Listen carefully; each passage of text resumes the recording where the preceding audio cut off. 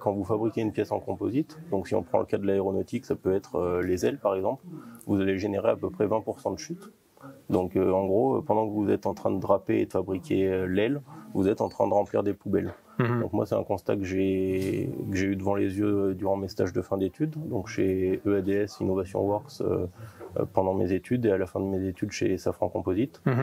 Et c'est à la fin de mes études que j'ai décidé de m'attaquer à cette problématique, d'essayer de trouver vraiment une solution pour essayer en bon sens paysan, on va dire, de trouver qu'est-ce qu'on peut faire avec ces chutes, quel débouché il peut y avoir. C'est pour ça que la société s'appelle Reuse. On réduit pas réellement, mais des fois on nous dit qu'on déplace le problème, mais en gros on évite l'enfouissement ou l'incinération en réutilisant. Et si vous faites un vélo par exemple avec cette matière, bah, ça évite d'utiliser une fibre neuve pour fabriquer le vélo. Donc la fibre de carbone, c'est utilisé dans deux secteurs. Le loisir, où vous allez avoir toutes les raquettes de tennis, tout ce qui est loisir nautique, tout ça, et l'aéronautique. Donc nous on se concentre sur l'aéronautique qui est à peu près 50% de la production mondiale.